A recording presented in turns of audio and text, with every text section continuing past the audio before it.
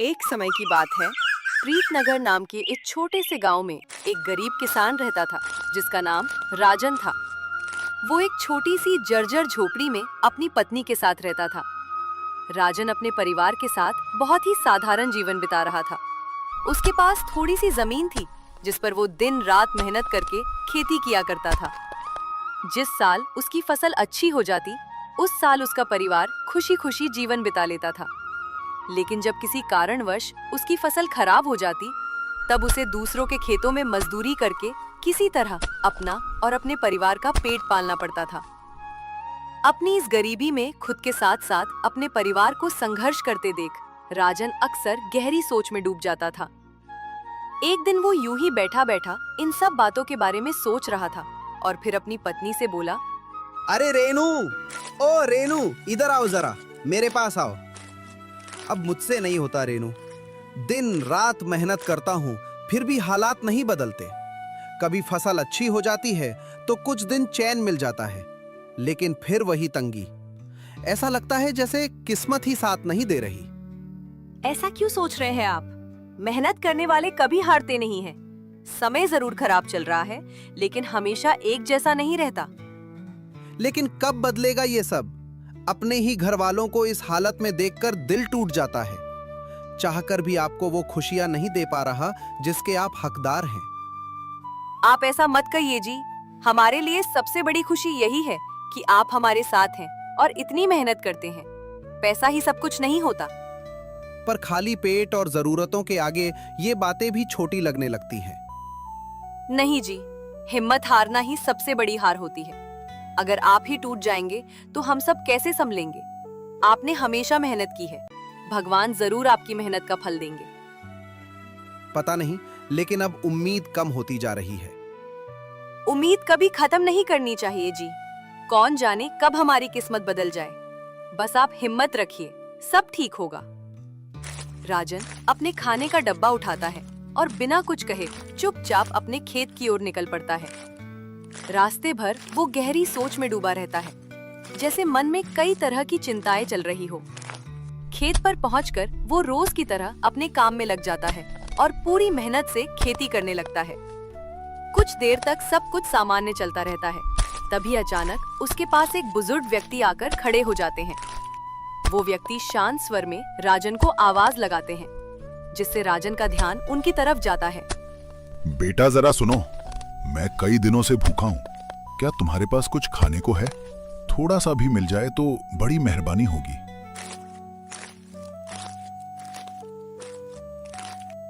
बाबा, मेरे पास तो बस रात की बची हुई बासी रोटी है। मैं कैसे आपको दे दूं? कहीं इसे खाने से आपकी तबीयत खराब ना हो जाए। बेटा, भूख के आगे बासी ताजा कुछ नहीं होता। कई दिनों से पेट में एक दाना भी नहीं गया है। तुम जो भी दोगे मेरे लिए वही अमृत के समान होगा। लेकिन बाबा, अगर आपको कुछ हो गया तो मैं नहीं चाहता कि मेरी वजह से आपको तकलीफ हो। चिंता मत करो बेटा, मुझे कुछ नहीं होगा। तुम बस थोड़ा सा खाना दे दो, बहुत भूख लगी है। ठीक है बाबा, आप बैठिए, मैं अभी अपना डब्बा लेकर आता हूँ। जो है वही आपको दे देता हूँ। बुजुर्ग व्यक्ति की बातें सुनकर राजन बिना कुछ सोचे अपने खाने का डब्बा उठा लाता है और आदर पूर्वक उन्हें खाने के लिए दे देता है। बुजुर्ग व्यक्ति पास ही एक पेड़ के नीचे जाकर शांति से बैठते हैं और धीरे धीरे खाना खाने लगते हैं। इधर राजन बिना किसी उम्मीद के चुपचाप अपने खेत में फिर से काम करने लगता है, जैसे उसके लिए यह एक सामान्य बात हो। कुछ समय बाद जब बुजुर्ग व्यक्ति खाना खत्म कर लेते हैं तो वे उठकर राजन के पास आते हैं। उनके चेहरे पर संतोष और कृतज्ञता साफ दिखाई देती है और वे मुस्कुराते हुए राजन को दिल से धन्यवाद देने लगते हैं। बेटा, तुमने आज मुझे खाना खिलाकर बहुत बड़ा उपकार किया। मैं तुम्हारा ये एहसान कभी नहीं भूलूंगा। भगवान तुम्हें इसका फल जरूर देगा। बाबा, इसमें एहसान की कोई बात नहीं है। ये तो मेरा फर्ज था। भूखे को खाना खिलाना ही सबसे बड़ा धर्म होता है। बुजुर्ग व्यक्ति धीरे धीरे अपनी कमर में खोसी हुई एक छोटी सी पोटली निकालते हैं और उसे राजन की ओर बढ़ा देते हैं। उनके चेहरे पर एक रहस्यमयी मुस्कान होती है, मानो उस पोटली में कुछ खास छिपा हो। ये लो, ये पोटली अपने पास रख लो। ये कोई साधारण पोटली नहीं है। इसमें एक जादुई पेड़ के बीज हैं। बाबा, इसकी कोई जरूरत नहीं है। मैंने तो बस इंसानियत के नाते आपको खाना दिया था। आप ये अपने पास ही रखिए। नहीं बेटा, इसे तुम्हें लेना ही होगा। जब तुम इन्हें अपने घर के बाहर लगाओगे तो उसी रात ये पेड़ बड़ा होकर तैयार हो जाएगा। सच में बाबा? लेकिन ये पेड़ करता क्या है? इस पेड़ की खास बात यह है कि हर रात इसका एक पत्ता सोने का हो जाता है, जिसे तुम तोड़ सकते हो। लेकिन याद रखना, इसका कभी भी गलत उपयोग मत करना, वरना ये पेड़ हमेशा के लिए गायब हो जाएगा। मैं आपकी बात जरूर याद रखूंगा बाबा, और कभी भी इसका गलत इस्तेमाल नहीं करूंगा। आपका बहुत बहुत धन्यवाद। राजन पहले तो थोड़ा हिचकिचाता है, लेकिन फिर आदरपूर्वक दोनों हाथों से उस पोटली को ले लेता है। राजन को पोटली देने के बाद बुजुर्ग व्यक्ति वहां से चुपचाप चला जाता है। जैसे वो अचानक आया था, वैसे ही बिना कुछ कहे ओझल हो जाता है। अरे, ये बाबा अचानक कहाँ गायब हो गए? अभी तो यहीं खड़े थे। ये सब क्या हो रहा है? जरूर इस पोटली में कुछ रहस्य है। मुझे जल्दी से घर जाकर इसे देखना होगा। राजन कुछ देर तक उसी जगह खड़ा रहकर उस पोटली को देखता रहता है। उसके मन में तरह तरह के विचार आने लगते हैं। आखिरकार वो अपना सारा काम अधूरा छोड़कर जल्दी जल्दी अपने घर की ओर निकल पड़ता है। घर पहुंचते ही वो अपनी पत्नी रेणु को सारी बात विस्तार से बताता है। कैसे एक बुजुर्ग व्यक्ति आया, उसने खाना खाया और जाते जाते ये रहस्यमयी पोटली उसे देकर चला गया। आज खेत में एक अजीब घटना हुई। एक बुजुर्ग संत साधन आए थे। बहुत भूखे थे। मैंने उन्हें अपना खाना दे दिया। खाने के बाद उन्होंने मुझे ये पोटली दी और कहा कि इसमें जादुई पेड़ के बीज हैं। बोले कि इसे घर के बाहर लगाऊंगा तो उसी रात पेड़ उग जाएगा और हर रात इसका एक पत्ता सोने का हो जाएगा। लेकिन उन्होंने यह भी कहा कि इसका गलत इस्तेमाल नहीं करना, वरना पेड़ गायब हो जाएगा। और सबसे अजीब बात, वो संत अचानक मेरी आंखों के सामने से गायब हो गए। अरे, ये तो कोई साधारण आदमी नहीं थे, जरूर कोई चमत्कारी संत थे। हो सकता है उनकी बात सच हो। क्या पता ये बीज सच में जादुई हो। हमें देर नहीं करनी चाहिए। आप अभी इन्हें घर के बाहर लगाइए। अगर ये सच हुआ तो हमारी किस्मत बदल सकती है। राजन बिना देर किए तुरंत अपने घर के बाहर जाता है और उन बीजों को सावधानी से जमीन में बो देता है। पता नहीं रेणु, ये सब सच होगा भी या नहीं, लेकिन संत की बातों में कुछ अलग ही भरोसा लग रहा था। मैंने तो बीज लगा दिए हैं, अब बस देखना है कि आगे क्या होता है। आप चिंता मत कीजिए, मुझे तो पूरा विश्वास है उन संत की बातों पर। हो सकता है आज ही कुछ चमत्कार देखने को मिले। बस हमें धैर्य रखना होगा, भगवान जरूर कुछ अच्छा करेंगे। राजन उन बीजों को बोने के बाद घर के अंदर तो आ जाता है, लेकिन उस रात उसे बिल्कुल भी नींद नहीं आती। उसके मन में बार बार वही बुजुर्ग व्यक्ति और वो रहस्यमयी पोटली घूमती रहती है। आखिरकार बेचैनी बढ़ने पर वो रात के समय ही उठकर चुपचाप बाहर जाता है ताकि उन बीजों को एक बार देख सके। जैसे ही वो बाहर पहुंचता है, वो ये देखकर दंग रह जाता है कि जहां उसने बीज बोए थे वहां अब एक पेड़ खड़ा है। उसे तुरंत बुजुर्ग व्यक्ति की बात याद आ जाती है। अरे, ये क्या? सच में पेड़ उग गया। संत साधन झूठ नहीं बोल रहे थे। मैंने तो अभी कल ही ये बीज लगाए थे। ये कैसे हो सकता है? तभी उसकी नजर उस पेड़ पर पड़ती है जहां एक पत्ता अजीब तरह से चमक रहा होता है। राजन धीरे धीरे उस पेड़ के पास जाता है और ध्यान से देखता है तो पता चलता है कि वो पत्ता सोने का है। ये देखकर उसकी आंखें आश्चर्य से फैल जाती हैं। और ये चमकता हुआ पत्ता, कहीं ये वही तो नहीं? हाँ, ये तो सच में सोने का है। हे भगवान, ये तो सच में चमत्कार हो गया। अब अगर ये हर रात ऐसा ही हुआ तो मेरी और मेरे परिवार की जिंदगी बदल जाएगी। लेकिन मुझे संत की बात भी याद रखनी होगी। इसका गलत इस्तेमाल बिल्कुल नहीं करना है। वो बिना देर किए उस चमकते हुए पत्ते को जल्दी से तोड़ लेता है और उसे संभाल कर अपने पास रख लेता है। इसके बाद वो तुरंत घर के अंदर जाता है और अपनी पत्नी रेणु को सारी बात बताने लगता है। रेणु, उठो, जल्दी उठो। तुम्हें कुछ दिखाना है। जो संत ने कहा था वो सब सच हो गया। बाहर सच में पेड़ उग गया है और उसका एक पत्ता सोने का बन गया था। ये देखो, मैं उसे तोड़कर भी ले आया हूँ। क्या सच में? ये कैसे हो सकता है? मैंने अपनी आंखों से सब देखा है, बिल्कुल वैसा ही जैसा संत ने बताया था। लेकिन ये तो सच में सोने का पत्ता लग रहा है। अरे, ये तो चमत्कार हो गया। अब तो हमारी किस्मत बदल सकती है। भगवान ने हमारी सुन ली। ये तो बहुत बड़ी खुशी की बात है। सच में आज तो मन बहुत खुश हो गया। फिर ये सब सुनने के बाद राजन और उसकी पत्नी रेणु बहुत खुश हो जाते हैं। दोनों के चेहरे पर खुशी साफ झलक रही होती है।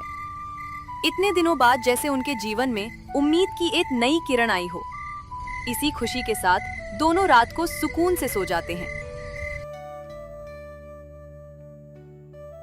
अगले ही दिन सुबह राजन जल्दी उठता है और घर के लिए राशन लाने के लिए निकल पड़ता है। वो रास्ते से गुजर ही रहा होता है कि तभी अचानक उसकी मुलाकात रास्ते में जमींदार सेठ नंदलाल से हो जाती है। अरे राजन, कई दिनों से दिखाई नहीं दे रहे हो, क्या बात है? खेतों पर भी नजर नहीं आते। देखो, मुझे अपने खेतों के लिए कुछ मजदूरों की जरूरत है। तुम आकर काम क्यों नहीं शुरू कर देते? तुम्हें अच्छा मेहनताना भी मिल जाएगा और काम भी पक्का रहेगा। सेठ जी, बात तो सही है आपकी, लेकिन दरअसल घर पर मेरी पत्नी की तबीयत इन दिनों ठीक नहीं चल रही है, इसलिए मैं कहीं बाहर जाकर काम नहीं कर पा रहा हूँ। मुझे घर पर ही रहकर उसका ध्यान रखना पड़ रहा है, वरना मैं जरूर आ जाता। अच्छा, अगर ऐसी बात है तो ठीक है। घर परिवार पहले आता है, तुम उसकी अच्छे से देखभाल करो। लेकिन जैसे ही सब ठीक हो जाए, मेरे खेतों पर काम करने जरूर आ जाना। मुझे भरोसेमंद आदमी की जरूरत है। जी सेठ जी, आप चिंता मत कीजिए। जैसे ही घर की हालत ठीक होगी, मैं खुद आपके पास आ जाऊंगा और काम संभाल लूंगा। सेठ वहाँ से अपनी राह पकड़कर आगे बढ़ जाता है और राजन भी चुपचाप अपने रास्ते पर चल पड़ता है। चलते चलते वो मन ही मन कई बातें सोचता रहता है, लेकिन अपने काम पर ध्यान बनाए रखता है। थोड़ी देर बाद वो गांव की राशन की दुकान पर पहुंचता है। दुकान खुली होती है और दुकानदार प्रभु वहीं मौजूद होता है, लेकिन उस समय वहाँ कोई और ग्राहक नहीं होता। राजन सीधे दुकानदार के पास जाता है और अपने घर के लिए जरूरी राशन लेने की बात करता है। हाँ राजन, क्या चाहिए आज? प्रभु भैया, मुझे महीने भर का राशन चाहिए। आटा, चावल, दाल और तेल। ठीक है, मैं तुम्हें आटा, चावल, दाल और तेल सब दे देता हूँ, लेकिन तुम्हारा पहले का थोड़ा उधार बाकी है, उसे भी पहले चुकाना पड़ेगा। अगर तुम आज पूरा हिसाब कर दोगे तो अच्छा रहेगा, फिर मैं आराम से तुम्हें सारा राशन दे दूंगा। हाँ, मुझे अपना उधार याद है, आप चिंता मत कीजिए। आज मैं आपका सारा उधार चुका दूंगा और आगे से कोई बाकी नहीं रहने दूंगा। राजन महीने भर का राशन लेकर खुशी खुशी अपने घर पहुंचता है। उसके चेहरे पर संतोष साफ झलक रहा होता है। रेणु, देखो, आज मैं पूरे महीने का राशन लेकर आया हूँ। अब कुछ दिनों तक हमें किसी चीज की चिंता नहीं करनी पड़ेगी। सच कहूं तो आज दिल को बहुत सुकून मिल रहा है। इतने दिनों बाद ऐसा लग रहा है जैसे हमारी जिंदगी में थोड़ी राहत आई है। आप इतने सारे सामान लेकर आए हैं। अब मैं आपकी पसंद का अच्छा अच्छा खाना बनाऊंगी। घर में फिर से खुशियों का माहौल लग रहा है। हाँ, और ये सब उस पेड़ की वजह से ही हो पाया है। नहीं तो पहले तो हर दिन बस चिंता में ही गुजरता था। अब लगता है हमारी किस्मत सच में बदलने लगी है। बिल्कुल, लेकिन हमें ध्यान भी रखना होगा कि हम इसका सही इस्तेमाल करें। अगर हम समझदारी से चलेंगे तो ये खुशी हमेशा बनी रहेगी। उस दिन रेणु भी बहुत खुश होती है। वो राजन की पसंद की कई सारी स्वादिष्ट चीजें बनाती है। दोनों मिलकर भर पेट खाना खाते हैं और लंबे समय बाद चैन की सांस लेते हैं। आधी रात होते ही राजन की अचानक आंख खुल जाती है। उसे फिर वही पेड़ याद आता है। वो चुपचाप उठकर घर के बाहर जाता है और पेड़ की तरफ नजर डालता है। वो ये देखकर खुश हो जाता है कि आज पेड़ का एक और पत्ता सोने की तरह चमक रहा है। राजन जल्दी से उस पत्ते को तोड़ लेता है और खुशी खुशी चुपचाप वापस घर के अंदर आकर सो जाता है। रेणु, देखो, ये रहा एक और सोने का पत्ता। कल रात फिर से पेड़ पर नया पत्ता बना था।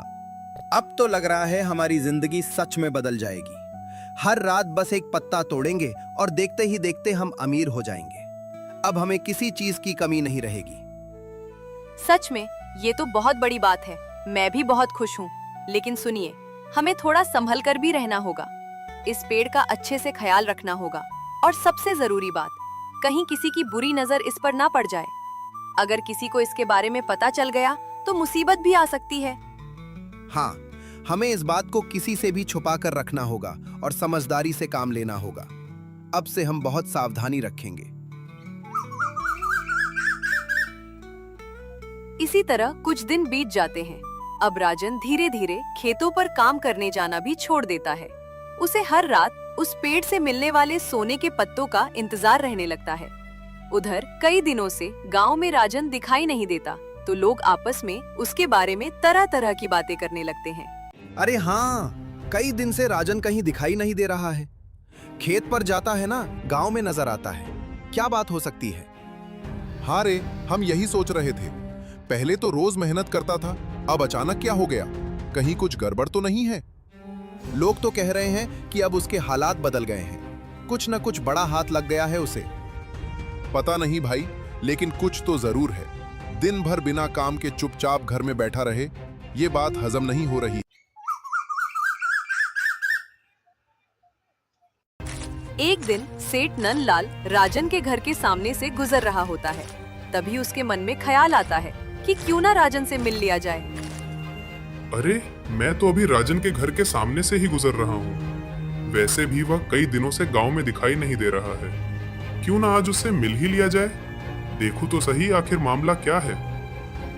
ये सोचकर वो सीधे राजन के घर के अंदर चला जाता है।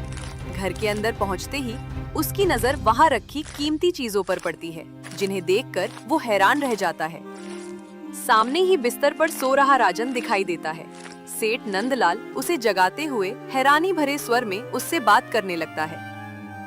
अरे राजन, जरा उठो, अभी तक सो रहे हो? क्या बात है, बड़े आराम चल रहे हैं आजकल तुम्हारे। अपने घर में अचानक से नंदलाल सेठ को देखकर राजन घबरा जाता है और हैरानी से उसकी ओर देखने लगता है। उसे समझ नहीं आता कि सेठ अचानक उसके घर कैसे आ गया। जब सेठ उसकी अमीरी और घर में रखी कीमती चीजों की बातें करने लगता है तो राजन और भी घबरा जाता है। वो मन ही मन डरने लगता है कि कहीं सेठ को उस जादुई पेड़ के बारे में पता न चल जाए। इसीलिए वो जल्दी से कोई बहाना बनाकर बात को टालने की कोशिश करता है ताकि सच्चाई छुपी रह सके। अरे सेठ जी, आप यहाँ? मैं तो बस थोड़ा आराम कर रहा था। अरे ये सेठ यहाँ कैसे आ गए? कहीं इन्होंने सब कुछ देख तो नहीं लिया? अगर इन्हें उस जादुई पेड़ के बारे में पता चल गया तो बड़ी मुसीबत हो जाएगी। मुझे किसी तरह बात को संभालना होगा। आना क्या था, बस यूं ही गुजर रहा था तो सोचा मिल लूं। लेकिन ये सब क्या है राजन? घर में इतने कीमती सामान? तुम तो बड़े अमीर लग रहे हो आजकल। नहीं नहीं सेठ जी, ऐसी कोई बात नहीं है। बस थोड़ा बहुत काम मिल गया था इधर उधर, उसी से कुछ पैसे आ गए। आप तो यूं ही बढ़ा चढ़ाकर सोच रहे हैं। नहीं राजन, बात कुछ और ही लग रही है। तुम पहले ऐसे नहीं थे और अब अचानक ये सब? जरूर कोई राज छुपा रहे हो तुम। नहीं सेठ जी, सच में ऐसा कुछ नहीं है। बस किस्मत थोड़ी साथ दे रही है इन दिनों, और कुछ नहीं। नंदलाल सेठ को राजन की बातों पर बिल्कुल भी भरोसा नहीं होता। तभी उसकी नजर बिस्तर के नीचे रखी एक बोरी पर पड़ती है जिसमें से पैसे झलक रहे होते हैं। ये देखकर उसके मन में शक और भी बढ़ जाता है, लेकिन वो उस समय इस बारे में कुछ नहीं कहता और चुपचाप वहाँ से बाहर निकल जाता है। घर से निकलते ही सेठ सीधे गांव की ओर जाता है और वहाँ पहुंचकर लोगों को राजन की अचानक आई अमीरी के बारे में बताने लगता है। उसकी बातें सुनकर पूरे गांव में चर्चा फैल जाती है और सभी लोग हैरान हो जाते हैं। अरे विनोद, तुमने सुना? क्या वो राजन, वही गरीब किसान, अब अचानक इतना अमीर हो गया है? मैं अभी उसके घर से आ रहा हूँ। अंदर कीमती सामान भरा पड़ा है और बिस्तर के नीचे तो पैसों की बोरी रखी थी। कुछ न कुछ बड़ा राज जरूर है उसके पास। ऐसे ही कोई रातों रात अमीर नहीं बन जाता। क्या बात कर रहे हैं सेठ जी? राजन तो बड़ा सीधा साधा और मेहनती आदमी है। अगर उसकी हालत सुधर गई है तो अच्छी बात है, लेकिन इतना सब अचानक, ये तो सच में अजीब लग रहा है। अजीब ही नहीं, बहुत बड़ा खेल है इसमें। वो कुछ छुपा रहा है, ये बात तो पक्की है। हाँ, अब मुझे भी थोड़ा शक होने लगा है। पहले तो लगा कि उसकी मेहनत का फल होगा, लेकिन अब लग रहा है कि कुछ राज जरूर है। और सच कहूं तो अब ये जानने की बड़ी इच्छा हो रही है कि आखिर उसके पास ऐसा क्या है। इतना कहकर विनोद वहाँ से तो चला जाता है, लेकिन उसके मन में शक बना रहता है। इसलिए वो चुपके से राजन के घर पर नजर रखने लगता है। वो दिन भर इधर उधर छिप कर देखता रहता है, लेकिन उसे कुछ खास नजर नहीं आता। धीरे धीरे दिन ढल जाता है और रात हो जाती है, फिर भी उसे कुछ समझ नहीं आता। लगता है आज तो कुछ भी हाथ नहीं लगा, लेकिन बात यहीं खत्म नहीं होगी। जरूर कोई राज है जो मुझे आज नहीं मिला। कोई बात नहीं, मैं कल फिर आऊंगा। इस बार कुछ ना कुछ जरूर पता लगा कर ही रहूंगा। आखिरकार जब वो वहाँ से जाने ही वाला होता है, तभी उसकी नजर पेड़ के पत्तों के बीच कुछ चमकती हुई चीज पर पड़ती है। वो धीरे धीरे पास जाकर देखता है तो दंग रह जाता है। वो एक सोने का पत्ता होता है जो पेड़ पर चमक रहा होता है। ये देखकर विनोद के चेहरे पर लालच भरी खुशी आ जाती है। अरे ये क्या चमक रहा है पेड़ पर? कहीं ये वही राज तो नहीं? जरा पास जाकर देखता हूँ। अरे ये तो सच में सोने का पत्ता है। तो यही वजह है राजन की अचानक अमीरी की। अब समझ में आया सारा खेल। अगर मुझे हर रात ऐसा एक पत्ता मिल जाए तो मैं भी रातों रात अमीर बन सकता हूँ। अब तो ये मौका हाथ से जाने नहीं दूंगा। आज से ये पत्ते मेरे हुए। वो तुरंत उस पत्ते को तोड़ लेता है और चुपचाप वहाँ से चला जाता है। उधर थोड़ी देर बाद राजन सोचता है कि अब तक तो पेड़ में सोने का पत्ता बन चुका होगा। यही सोचकर वो बाहर आता है, लेकिन जैसे ही वो पेड़ को देखता है वो हैरान रह जाता है। आज पेड़ में एक भी पत्ता सोने का नहीं था। विनोद अगली रात फिर से आता है और राजन के उठने से पहले ही पत्ता तोड़कर चुपचाप चला जाता है। उस दिन भी राजन को कुछ नहीं मिलता। इसी तरह लगातार 2-3 दिन तक यही चलता रहता है, जिससे राजन बहुत परेशान हो जाता है और वो अपनी पत्नी रेनू से इस बारे में बात करता है। रेनू, मुझे समझ नहीं आ रहा कि ये क्या हो रहा है। पहले हर रात पेड़ पर सोने का पत्ता बनता था, लेकिन अब 2-3 दिन से एक भी पत्ता नहीं बन रहा। कहीं हमसे कोई गलती तो नहीं हो गई? शायद हमने कुछ ऐसा कर दिया हो जिससे पेड़ नाराज हो गया हो। अब तो मुझे बहुत चिंता होने लगी है। नहीं जी, मुझे ऐसा नहीं लगता कि आपसे कोई गलती हुई है। जरूर इसमें कुछ और बात है। हो सकता है कोई इस पेड़ पर नजर रख रहा हो या चुपके से पत्ते तोड़ रहा हो। मुझे तो शक हो रहा है। आज रात आप बाहर ही रहकर पेड़ पर नजर रखिए, तभी सच्चाई सामने आएगी। हाँ, अब मुझे भी लग रहा है कि कुछ गड़बड़ जरूर है। आज रात मैं खुद छुपकर देखूंगा कि आखिर हो क्या रहा है। उस रात राजन एक योजना बनाता है। वो अपने घर के बाहर भूसे का एक बड़ा ढेर लगा देता है और उसी में छिपकर बैठ जाता है ताकि सच्चाई का पता लगा सके। कुछ देर इंतजार करने के बाद वो देखता है कि विनोद चुपके से वहां आता है, लेकिन इस बार कुछ अजीब होता है। जैसे ही विनोद पेड़ के पास जाता है, अचानक वो पेड़ गायब हो जाता है। ये देखकर विनोद हैरान रह जाता है। थोड़ी देर बाद पेड़ फिर से अपने आप प्रकट हो जाता है। विनोद फिर से पत्ता तोड़ने की कोशिश करता है, लेकिन पेड़ एक बार फिर गायब हो जाता है। ये सब देखकर राजन समझ जाता है कि विनोद इन सोने के पत्तों का गलत तरीके से इस्तेमाल कर रहा है, इसलिए पेड़ उसे पत्ते नहीं दे रहा। तभी राजन भूसे के ढेर से बाहर निकल आता है। विनोद, तो ये सब तुम कर रहे थे? कई दिनों से मैं सोच रहा था कि पेड़ से पत्ते क्यों नहीं मिल रहे। आज सच्चाई सामने आ ही गई।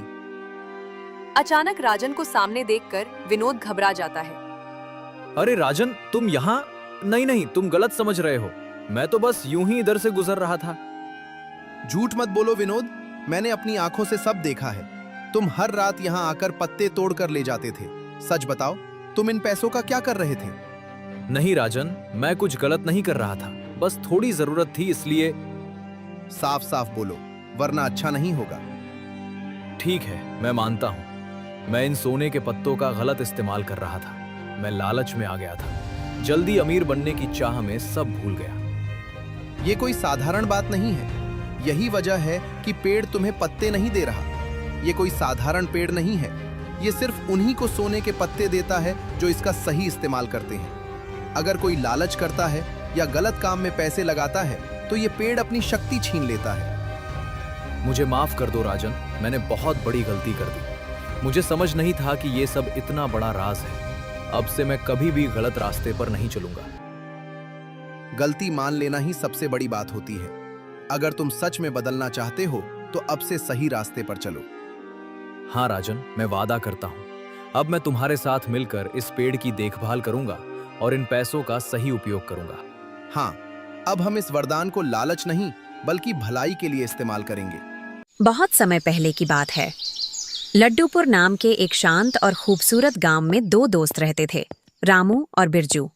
दोनों बचपन के दोस्त थे और उनकी दोस्ती बहुत गहरी थी। रामू बहुत मेहनती किसान था, जो हर दिन सूरज निकलने से पहले ही अपने खेतों में काम करने चला जाता। वहीं दूसरी ओर बिरजू आलसी था और ज्यादातर समय आराम करने या फालतू बातें करने में बिताता था। रामू अपनी पत्नी राधा के साथ रहता था। एक सुबह रामू खेत के लिए निकलने वाला था। राधा, मैं खेतों पर जा रहा हूं। मेरा खाना बना दो, मैं वहीं पर खा लूंगा। आज खेतों में थोड़ा ज्यादा समय लग जाएगा। जी, मैंने आपका खाना पहले से ही बनाकर रखा है। ये लीजिए, अपना खाना समय निकालकर खा लीजिएगा। ठीक है, मैं निकलता हूँ। बच्चों का स्कूल का ध्यान रखना। आप बच्चों की चिंता बिल्कुल मत कीजिए, मैं उन्हें स्कूल छोड़ दूंगी। आप बस अपना काम अच्छे से निपटाकर घर जल्दी लौट आना।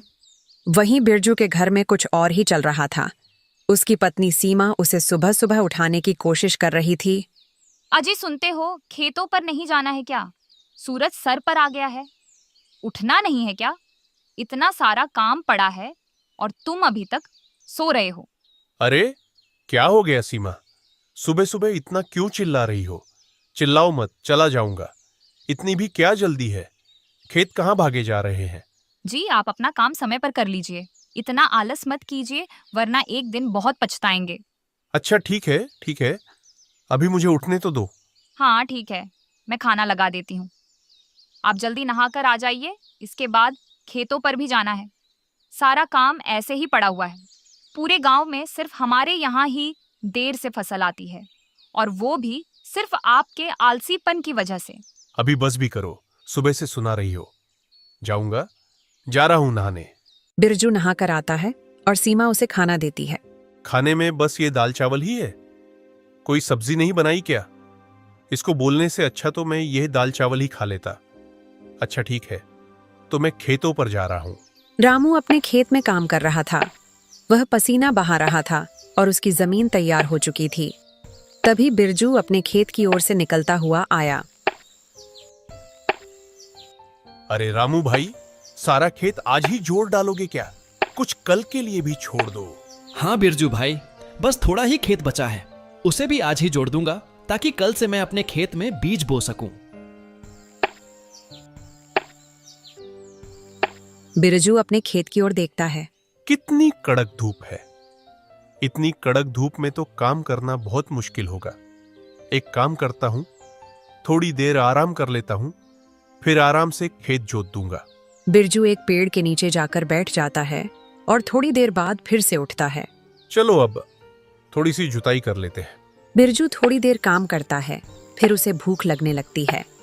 भूख लग गई। चलो पहले कुछ पेट पूजा कर ली जाए, फिर दोबारा से काम करूंगा। रामू खाने का डब्बा लेकर बैठा ही था, तभी वहां एक साधु बाबा आ गए। साधु बाबा थके हुए लग रहे थे और उनके चेहरे पर भूख साफ झलक रही थी। साधु महाराज, आज मेरे पास ज्यादा कुछ खाने को नहीं है। यह मेरी पत्नी ने रोटी, सब्जी और धनिया की चटनी बनाई है, आप यही खा लीजिए। रामू और साधु बाबा को बातें करते देख बिरजू की नजर उन पर पड़ी। यहाँ रामू के पास कौन आया है? कोई साधु महाराज मालूम होते हैं। चलो चलकर देखा जाए। बिरजू रामू और साधु बाबा के पास आया। प्रणाम साधु महाराज। खुश रहो बेटा, तुम्हारा कल्याण हो। साधु महाराज, मैंने आपके लिए आसन लगा दिया है, आप यहाँ बैठकर खा लीजिए। पर बेटा, तुम्हारा खाना मैं खा लूंगा तो तुम क्या खाओगे? चिंता मत कीजिए बाबा, मैं थोड़ी देर में घर जाकर खा लूंगा, आप यह खाना खा लीजिए।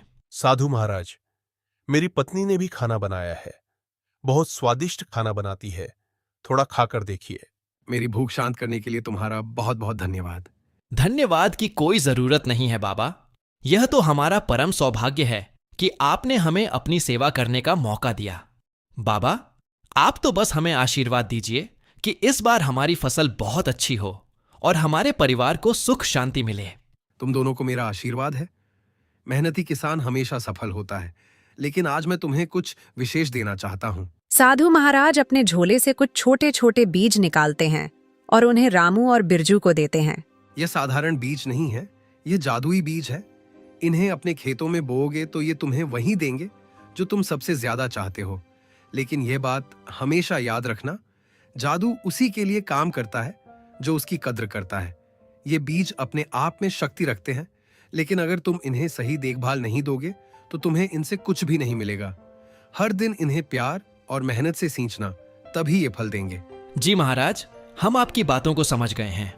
हम इन बीजों को रखेंगे और इन्हें बहुत प्यार से संभालेंगे। लेकिन ये जादू है तो हमें इतनी मेहनत करने की क्या जरूरत है? मुझे नहीं लगता कि रोज पानी देने से कोई खास असर होने वाला है। ये तो खुद ही उग जाएंगे और फल देंगे। नहीं बेटा, ऐसा मत सोचना। मेहनत और प्यार के बिना कुछ नहीं मिलेगा। ये बीज तुम्हारी मेहनत और लगन को पहचानते हैं। बेटा, तो अब मैं यहाँ से प्रस्थान करता हूँ। साधु से जादुई बीज प्राप्त करने के बाद रामू और बिरजू अपने घर लौट रहे थे। तभी रास्ते में दोनों आपस में बात करने लगे। बिरजू, ये जादुई बीज बहुत अनमोल हैं। साधु महाराज ने कहा है कि अगर हम इन्हें प्यार और मेहनत से सिंचें तो ये हमें बहुत कुछ देंगे। मैं तो कल ही जाकर इन्हें अपने खेत में बोने वाला हूँ। लेकिन ये जादू है तो हमें इतनी मेहनत करने की क्या जरूरत है? मुझे नहीं लगता कि रोज पानी देने से कोई खास असर होने वाला है। ये तो खुद ही उग जाएंगे और फल देंगे। नहीं बिरजू, साधु महाराज ने साफ साफ कहा था कि प्यार और मेहनत के बिना कुछ नहीं मिलेगा। ये बहुत जरूरी है। हमें इनका पूरा फायदा उठाने के लिए इनकी देखभाल अच्छे से करनी होगी। मैं कोई भी जोखिम नहीं लेना चाहता, इसलिए मैं तो इन्हें बहुत अच्छे से सींचूंगा और इनकी पूरी देखभाल करूंगा।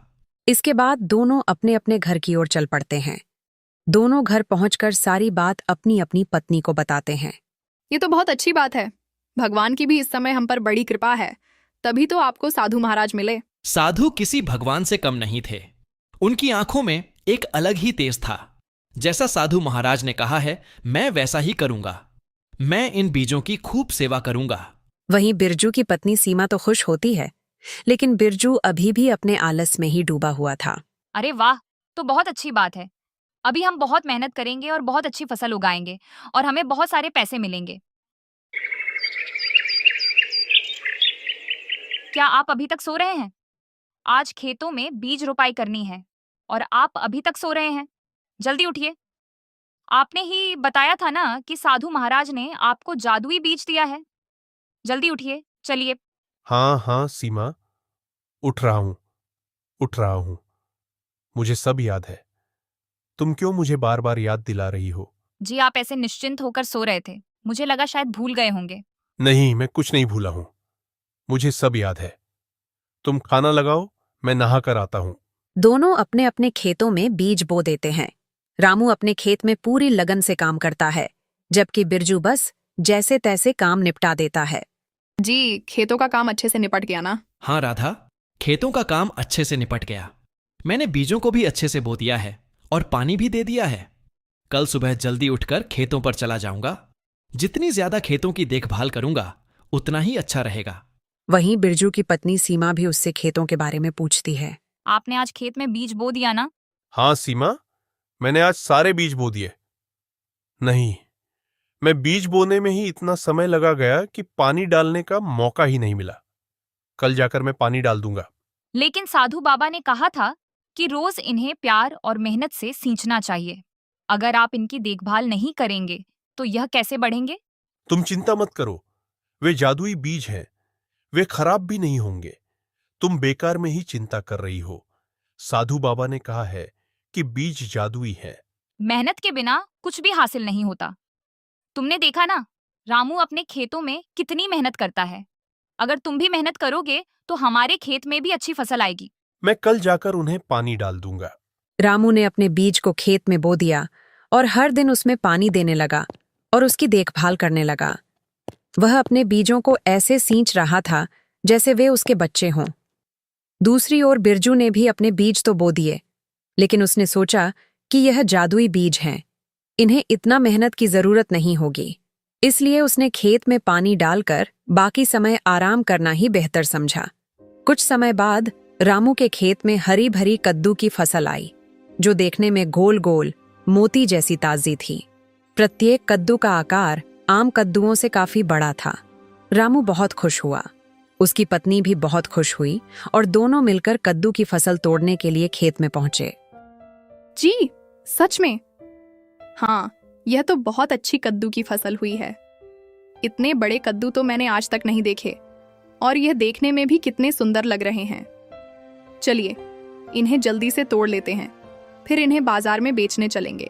दोनों कद्दू की फसल तोड़ने लगते हैं और देखते ही देखते उनकी टोकरी कद्दुओं से भर जाती है। जब उसकी पत्नी अपनी फसल की ओर देखती है तो जहां से उन्होंने कद्दू तोड़े थे वहां पर दोबारा से नए कद्दू उगाते हैं। रामू जी, देखिए यह क्या हुआ। अभी हमने इन फसलों से इतने सारे कद्दू तोड़े थे और ये देखिए, इनमें फिर से नए कद्दू आ गए। हाँ, ये तो सच में जादुई बीज हैं। लगता है ना इनकी फसलें कभी खत्म ही नहीं होती हैं। हाँ रामू जी, यह बीज तो सच में जादुई है। अभी तो हमने इतने सारे कद्दू तोड़े थे और फिर से उतने ही कद्दू आ गए। हाँ जी, हमारा तो भाग्य ही चमक गया। अब इन कद्दुओं को बेचकर हम बहुत सारे पैसे कमाएंगे। वहीं दूसरी ओर बिरजू के खेत में सिर्फ छोटे छोटे पौधे उगे थे और उनमें कोई फल नहीं आए थे। बिरजू अपने खेत में फसल को देखने पहुंचा तो अपनी फसल को देखकर उलझन में बैठ गया। अरे यार, जादुई थे ना, तो फिर इनमें फसल क्यों नहीं आई? लगता है वो साधु महाराज ने हमें धोखा दिया है। उन्होंने झूठ बोला कि ये जादुई बीज है, जबकि ये तो कोई साधारण बीज निकले। तभी बिरजू की नजर रामू के खेतों पर जाती है। उसका खेत कद्दुओं की फसल से लहलहा रहा था। रामू बिरजू के पास आता है। रामू, तुम्हारी फसल इतनी सुंदर कैसे हुई? लगता है साधु महाराज ने मुझे नकली बीज दिए थे और तुम्हें जादुई। नहीं बिरजू, साधु महाराज ने हम दोनों को एक ही जादुई बीज दिए थे, लेकिन उन्होंने साफ कहा था कि उन्हें प्यार और मेहनत से सींचना होगा। मैंने हर दिन अपने खेत में जाकर पानी दिया, मिट्टी ठीक की, घास हटाई और बीजों की वैसे ही देखभाल की जैसे अपने बच्चे की करता हूं। इसी वजह से मेरी फसल इतनी सुंदर, बड़ी और फलदार हुई है। और बिरजू, मैंने तो तुम्हें कभी खेतों में ठीक से काम करते हुए देखा ही नहीं। तुम तो हर बात टालते रहे, ना पानी दिया, ना सही से देखभाल की। शायद इसी वजह से तुम्हारी फसल अच्छी नहीं हुई। जादू सिर्फ उसी के लिए काम करता है जो उसकी कद्र करता है और मेहनत भी करता है। बिरजू को अपनी गलती का एहसास हुआ। अरे नहीं, मैंने क्या कर दिया? ये बीज तो सच में जादुई थे। मैंने ही इन पर सही से ध्यान नहीं दिया, इसलिए इन्होंने मुझे कोई फल भी नहीं दिया। ये सब मेरी ही गलती है। अगर मैं भी इन बीजों का अच्छे से पालन पोषण करता, प्यार से रोज पानी देता, मेहनत से मिट्टी तैयार करता, तो आज मेरे खेतों में भी रामू की तरह कद्दुओं की फसलें लहरा रही होती। रामू ने कद्दू को बेचकर बहुत लाभ कमाया। वहीं दूसरी ओर बिरजू को पछताने के अलावा कुछ नहीं मिला।